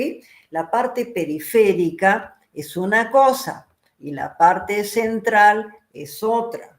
Por favor, no confundir lesión central, porque no siempre la gente hace todo el territorio y puede hacer solamente la cara sin el brazo, de la lesión periférica, porque luego ven esto y creen que es un problema central y lo hospitalizan, y hospitalizaron una parálisis facial y les va a caer una requintada que no les digo nada, ¿ok? Entonces es muy importante que recuerden ustedes que en la lesión central la frente está conservada y es facilísimo de ver porque son gente mayor y tiene un montón de pliegues en la frente. Entonces yo le pido que levante, si no lo noto muy bien, le digo, a ver, mire ese pelo, levante las cejas y se ve bonito los pliegues acá. Estoy pensando que hay debilidad sobre todo en la parte de abajo y estoy viendo esta parte, esa parte planita y esta parte jala. Acá está el problema, pero la frente está bien conservada, central. En cambio, el paciente periférico, como si yo agarro un hacha y le corto la cabeza por la mitad, ¿ok? Lesión periférica, toma la mitad de la cara, ¿ok? Y es interesante si analizan ustedes desde el conducto auditivo interno y el agujero estilomastoideo hasta la cara. Vamos a tener una parte que tiene que ver con la inervación de las glándulas lacrimales, una segunda parte que tiene que ver con las glándulas que dan la saliva, las glándulas pequeñas. Recuerden que la glándula más grande es glosofaringio, que la parótide es glosofaringio. Las glándulas pequeñitas tienen que ver con el gusto de la parte de adelante de la lengua, los 2/3 anteriores de la lengua, y la ramita que va hacia el estapedio, ¿ok?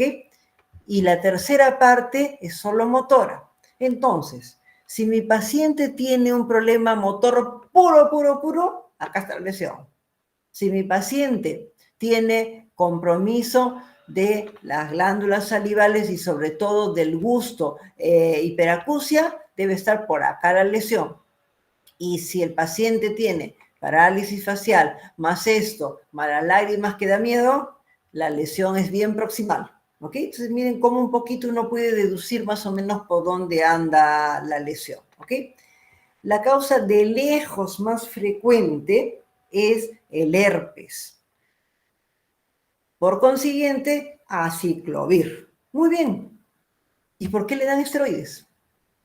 ¿Se acuerdan que el conducto de tipo auditivo interno es un conducto óseo chiquito y lleva dos nervios, el cócleo vestibular y el facial, así pegaditos los pobrecitos, no hay espacio.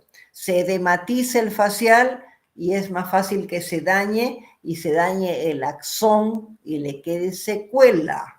Por consiguiente, usamos esteroides para disminuir el edema en el nervio, en el canal del facial, y podemos nosotros correr el riesgo de que la lesión termine siendo axonal y la cara se quede con atrofia, ¿ok? Entonces, recuerden este detalle importante, ¿ok? La electromiografía, ¿para qué la hago? ¿Qué quisieran ustedes saber si tienen parálisis facial? Creo que todos quisieran saber, aparte de leer pues, y esas cosas, lo primero que uno dice, ay, mi cara chueca, me voy a quedar con la cara chueca. La gente quiere saber si se recupera. Entonces, el desmielinizante se va a recuperar. Al mes se empieza a recuperar tranquilo, si no es antes.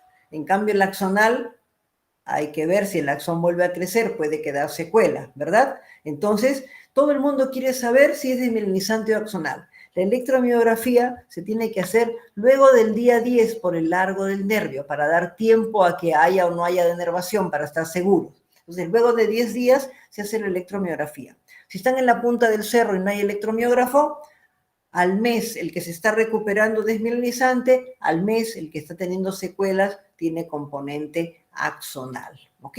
La electromiografía es interesante porque no se debe hacer de inmediato. Hay que esperar para que se vea el cambio en los músculos, porque se evalúa la parte muscular para la denervación, ¿ok? Entonces, en los nervios, por ejemplo, ustedes tienen que esperar por lo menos unos 15 días y en los plexos 21 días. Entonces recuerden, 21 días, 15 días y 10 días para los nervios más pequeños. ¿Ok? Mientras más largo el nervio, más alejado del músculo, más tenemos que esperar para darle una buena idea al paciente. Unas cuantas palabras acerca de la mononeuropatía del trigémino. Allí ven en la rama, en el dibujo, perdón, nuestro nervio trigémino, su ganglio, y estamos viendo la rama oftálmica que baja hasta la puntita de la nariz, que va a inervar toda la parte de la córnea, que va toda la zona del ojo, la frente y hasta arriba. La rama maxilar superior o la rama superior, miren ustedes cómo va a toda la parte alta del rostro hasta el borde del párpado inferior y toda la parte de las piezas dentales. Y la rama inferior, recuerden que es una rama que va a ir a darle la sensibilidad táctil a la lengua, no el gusto. Si yo me muerdo la lengua, lo siento con el trigémino en la rama que le da sensibilidad, ¿ok? Aquí estamos viendo las ramas que van a las piezas dentales de la parte inferior. Y recuerden que una buena parte de la musculatura, en particular el macetero, viene del trigémino. ¿Ok? Entonces, aquí les he puesto para que recuerden ustedes los sitios en los cuales el nervio las ramas se pueden comprimir. ¿Ok? Ok. Esta es los territorios del trigémino. Ya saben que esto de acá, todo esto está anestesiado, pero el ángulo queda porque es C2, ¿verdad? Esto corresponde a C2. ¿Ok? Ok. Entonces, ¿qué puede ocurrir con el trigémino? Puede haber compresión del pasaje de las fibras de la parte central a la parte periférica. ¿Cuál es la primera causa? Vascular. El nervio y la arteria va golpeando, ¿ok? Entonces, la primera causa es vascular. Puede ser o una arteria cerebelosa, o hay algunas personas que hay en la formación del cerebro, hay una arteria trigeminal, por lo grueso que es el trigémino, ¿ok? Hay una arteria trigeminal, pero luego la irrigación viene ya de las partes periféricas y la arteria trigeminal desaparece, ¿ok? En las personas que persiste, al latir puede ocasionar dificultades. Recuerden que, primero que nada, neuralgia del trigémino, lo vascular. Siempre hay que buscar en resonancia, específicamente decirle a la persona que les recibe que tienen que buscar compresión del trigémino y hay que pedir angioresonancia para ver esto, porque es la causa más frecuente cuando es sintomática. La segunda causa no necesita resonador, se sabe. Yo miro el rostro y veo en el territorio trigeminal la erupción herpética, ¿ok? La erupción herpética, ¿ok? Y luego de eso, miren, acá es el tronco. No se olviden, un infarto en el tronco, un tumor en el tronco y da neuralgia del trigémino. Por supuesto, esto es mucho menos frecuente, el herpes se nota, es la segunda causa, lo vascular no se nota, pero tenemos la obligación de buscarlo por lo delicado, ¿ok? Y aquí viene el lío. ¿Cómo es el dolor del nervio? Es descarga eléctrica. Queridos colegas, todos se han golpeado el codo, ¿verdad? Ok, la fosítola craneana. Y todos han sabido por dónde iba el cubital, ¿verdad? Porque viene la descarga en el nervio cubital. Bueno, imagínense esa descarga en la cara. Y empieza y ¡trum! Descarga, descarga, descarga, descarga. Es un dolor terrible. Algunos le llamaban la neuralgia suicida, ¿ok? La neuralgia suicida. ¿Cuál es la primera indicación? Ya la saben ustedes de la clase anterior, la carbamazepina, ¿verdad? Y en todo caso, la oxcarbazepina, si es posible, tiene un costo tanto mayor, pero tiene menos efectos secundarios. No se olviden, estrategia. Resonancia, que voy a ver con la angioresonancia y la propia resonancia, la compresión vascular y las lesiones del tronco. Y la segunda causa, buscar herpes por todas partes, ¿ok? El herpes en realidad es la causa principal, la más común de parálisis facial, pero en el facial por si acaso no siempre brota, ¿ok? O sea, mejor dicho, la mayor parte de las veces no brota. Cuando la persona con parálisis facial les viene con un dolor terrible en el oído, a veces se puede ver algo acá, pero el territorio sensitivo del facial donde brotaría el herpes está dentro del oído. Por eso es que duele terrible. Cuando el herpes brota en el facial, duele dentro del oído. Es un dolor terrible, terrible, terrible. ¿Ok? Muy bien. Hemos avanzado toda la parte de neuropatías y mononeuropatías. Hemos puesto aparte el componente de Guillain-Barré, unos minutos para hablar de Guillain-Barré, que en realidad es todo un componente de tipo inflamatorio de varias raíces y nervios periféricos, ¿ok? Esto es bilateral, simétrico y distal, y asciende. Entonces, como todo nervio es bilateral, simétrico y distal, afecta sobre todo el nervio más largo, el de abajo, las piernas, y se caracteriza por ser ascendente, ¿ok? Miren lo interesante. Aquí tenemos nosotros la normalidad, asciende. La mayor parte de los casos ascienden unos días. Unos cuantos casos ascienden 2 semanas, pero puede ascender hasta 4 semanas. Ojo, les digo por qué, porque la mayor parte de casos están acá y nos confiamos. Entonces, vemos que en unos cuantos días ya no siguió ascendiendo. Ah, bueno, solamente las piernas, no hay problema, ¿ok? Y lo mandamos a una sala común.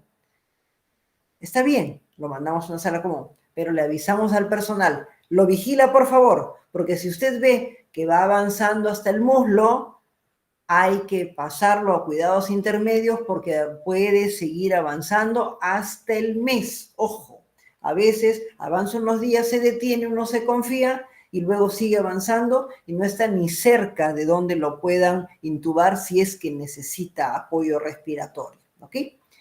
Hasta 4 semanas avanza la gran mayoría los primeros días. Bilateral, simétrico y ascendente. Periodo de estado, generalmente un mes, la gran mayoría, puede ir hasta 3 meses. Y luego la recuperación lenta, ¿ok? Detalle importante, hay componente sensitivo, pero generalmente es parestesias o dolor neuropático. Es muy raro encontrar pérdida de sensibilidad en media y en guante. Y cuando hay, generalmente todo el mundo piensa que puede haber alguna otra cosa. ¿Ok?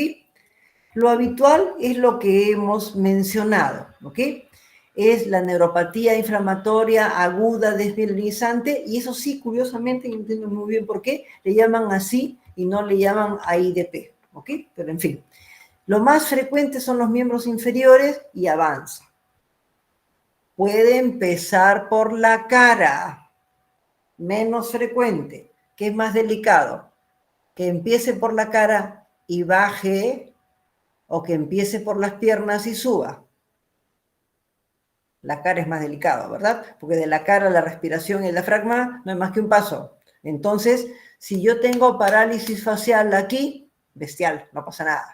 Pero si yo regreso a la consulta, le toco la puerta y le digo, doctor, acá y ahora acá, entonces ustedes van a decir, a emergencia, de inmediato, ¿verdad? Porque ese es un parálisis facial que está, perdón, es un Guillain-Barré que está comenzando por diplegia facial. Es raro, pero grave, ¿ok? La gran mayoría desmielinizante. Hay variantes axonales. En la literatura las pueden encontrar referidas como, no como polineuropatía aguda inflamatoria desmielinizante, sino como neuropatía axonal motora aguda. Es lo que le llaman aquí, debiera ser el AIDP y aquí debiera ser AMAN. ¿Ok? Entonces, recuerden estos componentes axonales bravos. Hay mucha cantidad de componentes axonales. ¿Ok? En el Perú hemos tenido cosas peculiares. ¿Ok? Primer asunto, muy frecuente que empiece por arriba, miren ustedes. Segundo asunto, 3, 4 días para que avance rápido, ¿ok? Y tercer asunto, bastante riesgo de insuficiencia ventilatoria. Conociendo el caos que tenemos en el país, en el sistema de salud, ¿por qué no ha muerto más gente? Porque inclusive a la hora de hacer las evaluaciones, la mayor parte de los casos han sido predominantemente axonales y ustedes no ven caminando gente con déficit, ¿verdad? Eso se debe a que en realidad lo que ha sucedido es que se ha podido tratar de forma muy rápida con el apoyo de los organismos internacionales y un poco de suerte porque hemos tenido acá algo de inmunoglobulinas que se repartieron rápido y nos ayudaron enviando inmunoglobulinas de fuera. Se ha dado tratamiento con inmunoglobulinas así. Hay un chat de neurólogos y especialistas de otros grupos que se activa constantemente para ver casos de Guillain-Barré en el país y a través de ese sistema nos pudimos todos comunicar y se ha podido entrenar a todos los gentes que no sabían nada de inmunoglobulinas, entrenarlos rápidamente y poder cubrir el asunto y disminuir notablemente las secuelas. Eso es como referencia nada más para que vean ustedes el componente clásico que empieza por acá y va subiendo, subiendo, subiendo. Recuerden que el componente sensitivo es parestesias y molestias neuropáticas. Como es polirradiculoneuritis, ya se imaginarán que las raícitas al costado de la columna arden y al paciente le fastidia y no se puede mover inclusive en la cama. Hay motor puro y hay todas estas formas raras. Miren la forma de parálisis facial y lo han puesto en rojo por el peligro, ¿ok? Empieza por acá y luego va tomando el resto y va a ir subiendo, ¿ok? Siguiente detalle. Recuerden que estas cosas raras les pueden preguntar por el clásico, les pueden preguntar por la parálisis facial, por lo que hay que saberlo y puede ser peligroso, y les pueden preguntar por el Miller-Fisher, que es una variante rara, peculiar. El Miller-Fisher viene con un componente de parálisis oculomotora, los dos ojos, ¿ok? Tosis y se chequea, los dos ojos. Y luego baja y da ataxia, por eso han puesto las manos así, ¿ok? Ataxia, ¿ok? Entonces, recuerden el clásico, recuerden el descendente y recuerden la variante de Miller-Fisher. Tienen que saber por las figuritas que hay un montón más, ¿ok? Ahora, vamos a tener un componente desmielinizante y un componente axonal, ¿ok?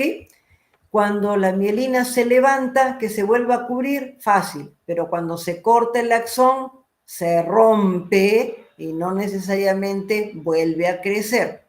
Entonces, ¿cuál es nuestro problema? Si yo dejo al nervio descubierto mucho tiempo, puede ir a daño axonal, y el que ya es axonal de frente se cuela. Por eso, tenemos que saber que esto existe y que esto puede ser buena gente, pero se puede transformar en axonal. Por consiguiente, tratamiento. Apenas la debilidad está afectando la capacidad de la persona de pararse y dar unos pasos, no hay que esperar a que se afecten las manos, hay que darle tratamiento para evitar que avance. Y eso es lo que nos ha salvado, ¿ok? Eso es lo que nos ha salvado, ¿ok? Miren ustedes los axones mielinizados y miren aquí axones sin mielina. Han hecho acá un acercamiento y estamos viendo, esta es la mielina ya vista, esto de acá, visto más de cerca, y acá ven ustedes los axones que no tienen mielina, ¿ok? Y miren ustedes con mielina, sin mielina. Miren la mielina dañada, burbujitas de mielina por todas partes, ¿ok? En cambio aquí, esos axones que no tienen mielina, y miren ustedes cómo el axón está degenerando, le salen burbujas, se rompe la membrana, de todo pasa en esto, terrible realmente, ¿ok? Entonces, recuerden la forma clásica y recuerden la forma descendente con mayor riesgo de insuficiencia ventilatoria, ¿ok? Por consiguiente, mucho cuidado aquí. Recuerden que la forma clásica, llegando hasta la parte de arriba, ya me da problemas, es una emergencia. Antes de que llegue acá, yo lo trato aquí para evitarme la emergencia mayor, ¿ok? Y esta forma es una emergencia desde el principio, ¿ok? Esta forma descendente sí es desde el principio, ¿ok? ¿Qué hemos encontrado en nuestro país? Campylobacter. ¿Ok?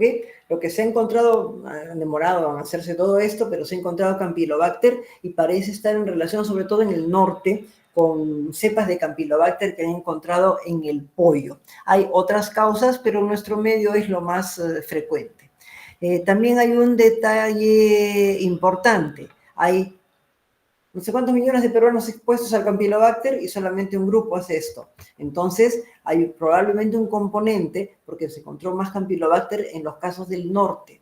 Podría haber un componente de la variante ambiental o podría haber un componente también genético. Hicimos una búsqueda y encontramos algunos polimorfismos de riesgo para hacer Guillain-Barré, que era más frecuente encontrar ese polimorfismo entre las personas con Guillain-Barré.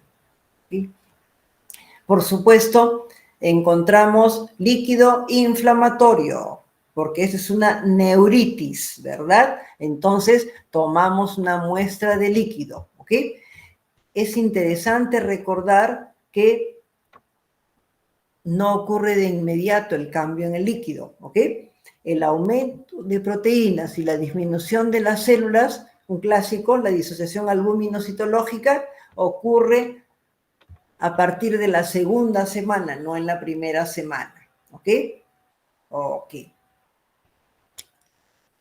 Van a ver, si analizan los brotes, que se han tomado casos de líquido cefalorraquídeo al inicio para ver la conversión del agente patógeno. Entonces, sí hemos tomado muestras al inicio por asuntos de investigación, pero para asuntos cuando no estamos en contexto y es un caso común y corriente que les llega sin contexto de brote, simplemente para tener la tranquilidad de que realmente es un problema de Guillain-Barré, la punción lumbar es muy importante. ¿Por qué? Porque podría ocurrir errores y encontrar polineuropatía aguda en un diabético que también hace agudo, ¿ok? Y pensamos que es Guillain-Barré. En la gente mayor, a veces esos brotes disinmunitarios hacen un componente agudo en el anciano y pensamos que es Guillain-Barré y el líquido nos va a decir que no es. Igualmente, si hay una compresión medular, nos equivocamos también de medio a medio, ¿verdad? Porque toma las dos piernas y pensamos que es un Guillain-Barré que va subiendo y en realidad nos equivocamos y es un problema medular y el líquido sale normal, ¿ok? Entonces recuerden siempre considerar la posibilidad de punción lumbar a partir de la segunda semana para no cometer errores, ¿ok? Muy bien. La forma desmielinizante, ya saben, velocidad de conducción y la forma axonal, disminución de amplitud, ¿ok? Así como hacemos punción lumbar precoz para efectos de investigación, se puede hacer electromiografía precoz para efectos de investigación y para efectos de pronóstico a los 21 días. En realidad, el neurofisiólogo en los casos difíciles, a pesar de que estamos en los primeros días, tiene ciertos truquitos, puede buscar otras cosas ya más especializadas para poder encontrar signos incipientes de Guillain-Barré cuando el cuadro clínico no es claro, porque no todo es fácil en medicina. ¿Okay? Entonces ustedes consultan con un neurofisiólogo y les puede ayudar, no lleguen a tener que esperar hasta 21 días. ¿Okay? Entonces recuerden este detalle. ¿Okay? Y aquí estamos viendo nosotros, miren la latencia, miren cómo se prolonga la latencia tremendamente en un paciente que tiene una forma desmielinizante y miren la amplitud y miren cómo se viene abajo la amplitud en las formas de tipo axonales. Esta es la amplitud normal y esto es lo que se va cayendo, ¿ok? Y miren un caso axonal que no recibe tratamiento. ¿Se dan cuenta cómo está caído? La punta del pie queda péndulo, ¿verdad? O sea, debiéramos tener terapia física desde el inicio para que le sostengan el piececito. ¿Ok? ¿Saben qué hacíamos cuando no teníamos terapia física en el hospital y nos llegaban Guillain-Barré cuando yo era residente? Comprábamos esas zapatillas de una marca conocida, Baratieri, que son hasta el tobillo. Entonces, la comprábamos anchita para que no le, o sea, más de lo que usaba el paciente, le poníamos la zapatilla para que el piececito esté así y aunque tenga atrofia, no se caiga. Porque pie caído, ¿quién lo rehabilita, queridos colegas? ¿Ok? Ok. Entonces, los casos en el Perú, recuerden, hemos tenido componentes axonales y es raro lo que ha pasado en el Perú, no tenemos toda la información, pero estos brotes han sido en realidad de progresión bastante rápida y ya les digo, si no fuera por las inmunoglobulinas, ¿cuánta gente tendría realmente dificultad? ¿Ok? Un truquito también, el paciente debe poder toser. Toma aire y que tosa. Si el paciente le está faltando tos, ya está con problemas con diafragma, ¿ok? Lo mismo, papayita, papayita, contar. Llega al ingreso, tome aire y cuente 1, 2, 3, 4, 5, 30. Al día siguiente, 1, 2, 3, 4, 5, 20. Y al día siguiente, 1, 2, 3, y con las justas, a la UCI de repente, ¿ok? Entonces, tenemos que ser ingeniosos y no dejarnos vencer, ¿ok? La evolución clásica la pueden ustedes ver aquí y evidentemente la recuperación más rápida es con tratamiento. Mientras más rápido iniciemos el tratamiento, mejor. Y cuando hay mucho daño axonal, hay formas, sí, uno que otro paciente han quedado realmente con secuelas, no han sido muchos felizmente, pero el daño axonal sí puede dejar problemas, ¿ok? En el Perú prácticamente el 75% se ha recuperado muy bien y un 25% ha tenido mayor o menor grado de secuelas, unos cuantos secuelas serias. Miren nuestra mortalidad. Considerando las deficiencias de nuestro sistema, la mortalidad ha sido bien baja porque poca gente ha necesitado ventilador. en una época en que no teníamos ventiladores. ¿Ok? Ok. Aquí, esta lámina tiene que ver con las banderas rojas. Algo de esto va a venir. ¿Ok? Si yo tengo nivel sensitivo, ¿ok? Las cuatro extremidades están debilitadas, uno dice Guillain-Barré avanzado. Siente, siente, siente, siente. Ahí ya no siento, doctora. Ahí no siento, qué raro. Nivel sensitivo, es la médula, está con parecia por la médula, no por el nervio, y el nivel sensitivo porque la médula da nivel sensitivo, ¿ok? Estas instalaciones lentas, de repente eso, neuropatía inflamatoria crónica, esa que les hablé, motora y sensitiva, ¿ok? Componentes sensitivos, así cantados, raro, eso es una variante rara o es otra cosa, no sé.